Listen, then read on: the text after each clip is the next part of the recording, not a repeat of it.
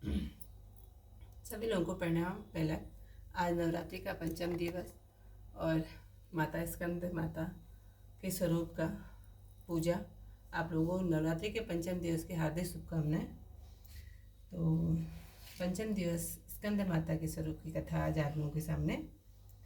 सिंहासन गता नित्यम पद्मासित कर दया शुभदास्तु सदा देवी स्कंद माता यशस्विनी। माँ दुर्गा के पांचवें स्वरूप को स्कंद माता के नाम से जाना जाता है। ये भगवान स्कंद कुमार कार्तिकेय के नाम से भी जाने जाते हैं।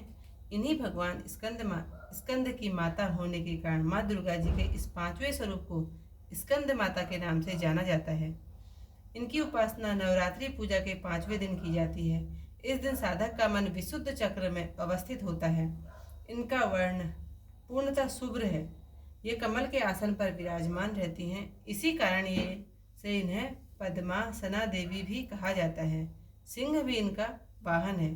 नवरात्र पूजन के पांचवें दिन का शास्त्रों में पुष्कल महत्व बताया गया है।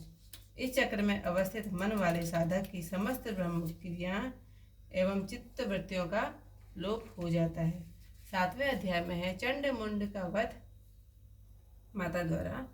ऋषि बोले, तब आज्ञा पाते ही चंड मुंड आदि दैत्य आयुधों से सुसज्जित होकर चतुरंगिनी सेना के साथ चल पड़े।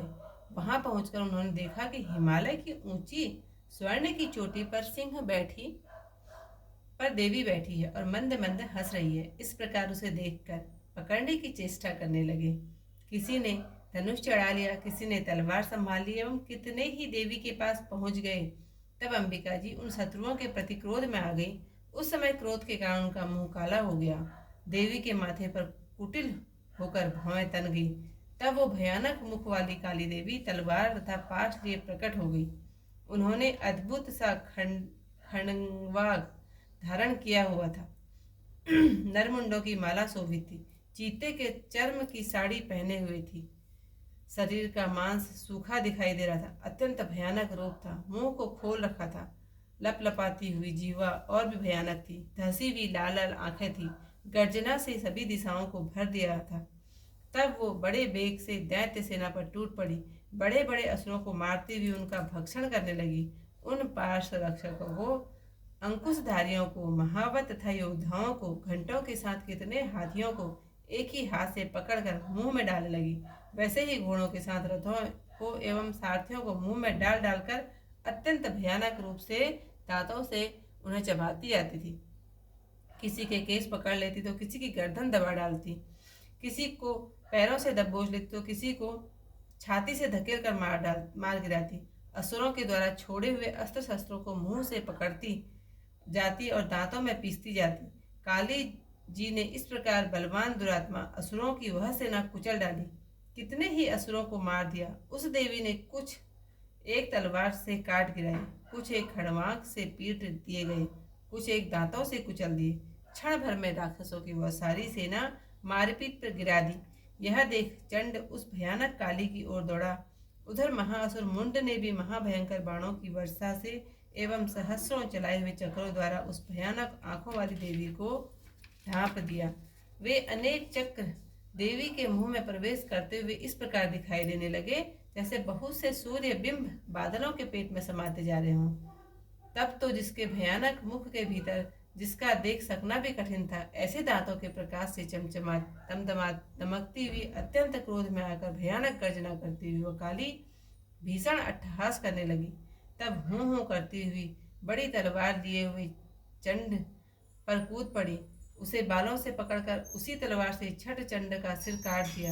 तब चंड को इस प्रकार मारा गया देख मुंड देवी की ओर दौड़ा। कुपित काली ने तलवार से मारकर पृथ्वी पर मुंड को भी गिरा दिया। महाबली मुंड को मरा हुआ देख और सेना का नाश देखकर शेष सेना भयभीत होकर इधर उधर भाग गई। अनंता काली जी ने चंड तथा मुंड के सिर हाथ में ले लिए।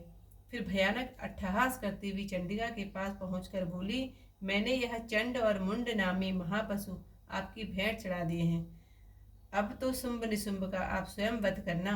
ऋषि बोले, अपने सम्मुख लाए गए चंड मुंड महाअसुरों को देख कल्याणी चंडिका काली से ललित वचन बोली, हे देवी, कालिके, क्योंकि तुम चंडमुंड को लेकर मेरे पास आई हो, इस कारण लोक में चामुंडा नाम से तुम्हारी ख्याति होगी। 8वां अध्याय रक्त बीज का वध। ऋषि बोले, चंडमुंड दोनों दैत्यों के मारे जाने पर एवं बहुत सी सेना के विक्षय हो जाने पर असुर राजा महाप्रतापी शुंभ के चित्त में भारी क्रोध पैदा हो गया। उसने सभी दैत्यों की सेना को युद्ध के लिए आज्ञा दे दी। उसने कहा, आज 86 उधायुद्ध सेनापति अपनी सारी सेना को लेकर चले।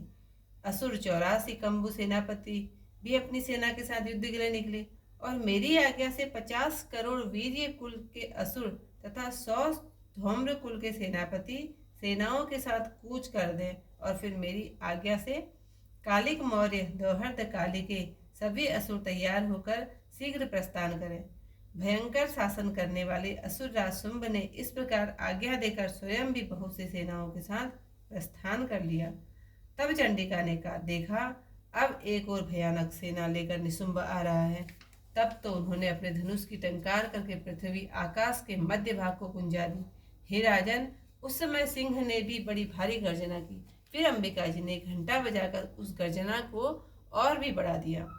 उस शब्द को सुनकर दैत्य सेनाओं ने आकर चारों ओर से देवी सिंह काली को क्रोध के साथ घेर लिया। इसी अवसर के मध्य में हे राजन, दैत्यों के नाश के लिए तथा देवताओं की वृद्धि के लिए अत्यंत बल एवं पराक्रम से संपन्न होकर ब्रह्मा, विष्णु, शिव, कार्तिक, स्वामी, इंद्र आदि देवों की शक्तियां उन्हीं के शरीरों से निकलकर उन्हीं रूपों में चंडिका के पास आ गई।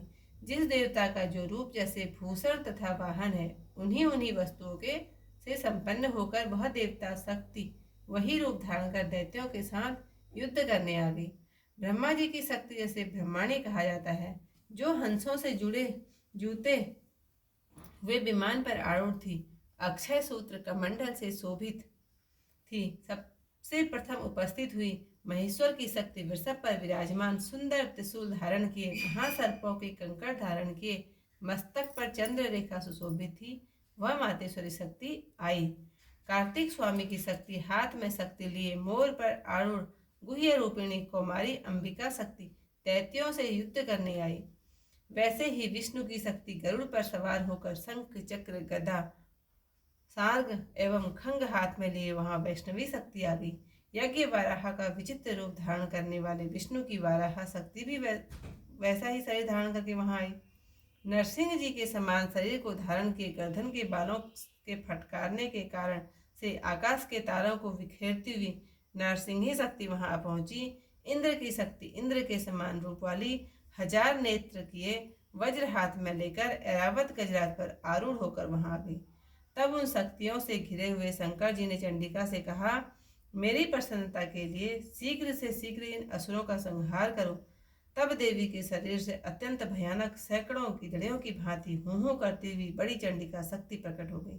तब उस अपराजिता देवी ने धुएं जैसे जटा वाले शिव से कहा, भगवान, आप दूत बनकर शुंभ निशुंभ के पास जाएं, वहां जाकर उन महाअभिमानी शुंभ निशुंभ दानवों को तथा युद्ध में आए हुए दूसरे दानवों को भी कहें कि हे दानवों, यदि तुम लोग जीना चाहते हो तो त्रिलोकी का राज्य इंद्र प्राप्त करें, सभी देवता यज्ञ भाग पाए और तुम लोग पाताल में चले जाओ।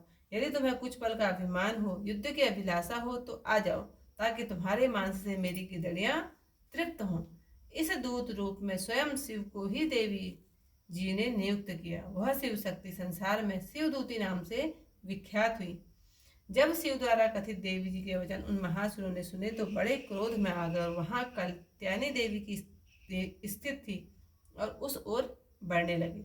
वहां कुपित होकर उन महा असुरों देव शत्रुओं ने बाण, शक्ति, रिष्टि आदि आयुधों से देवी जी पर पहले वर्षा करना आरंभ किया।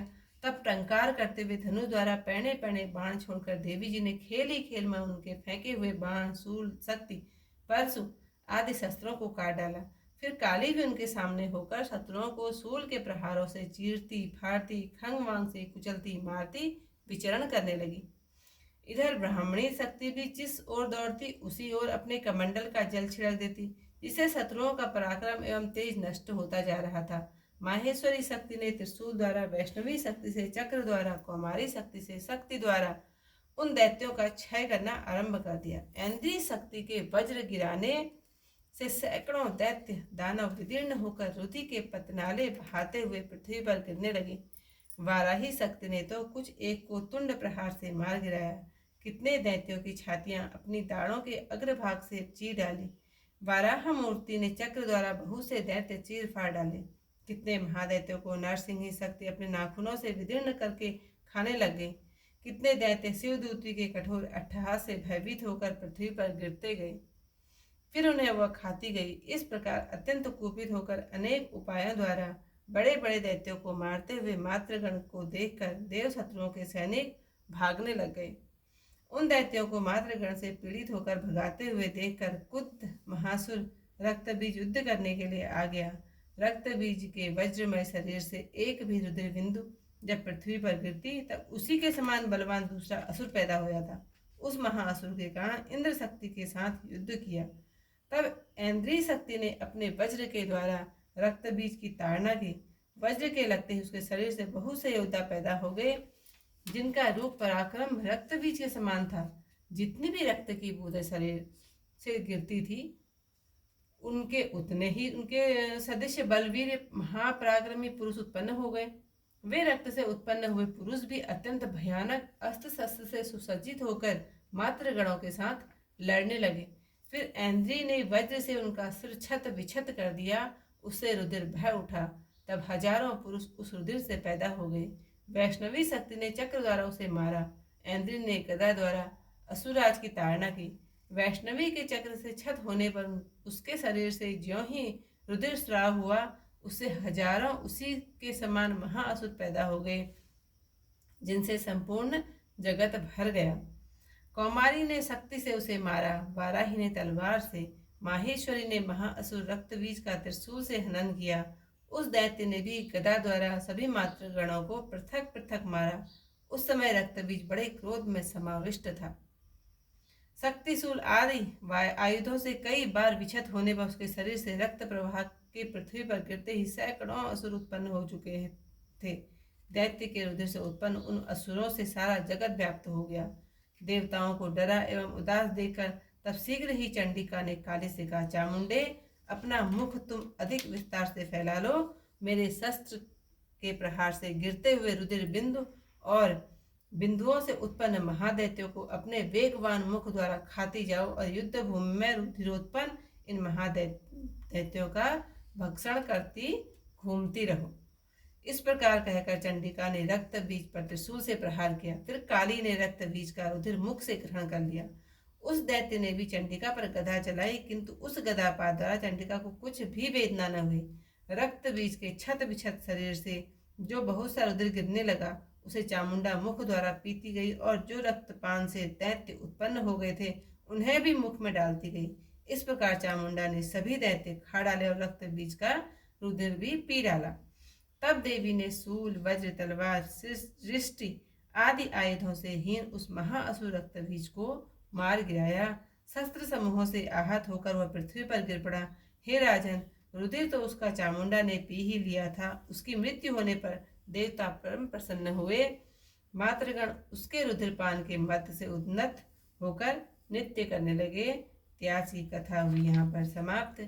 कल को 6वें दिन की कथा होगी, सब लोग जरूर सुनिएगा। सभी लोगों को प्रणाम। नवरात्रि के 5वें दिवस की दोबारा से पुनः सभी लोगों को बहुत बहुत बधाई। माता स्कंद माता आपकी रक्षा करें। आपका दिन शुभ।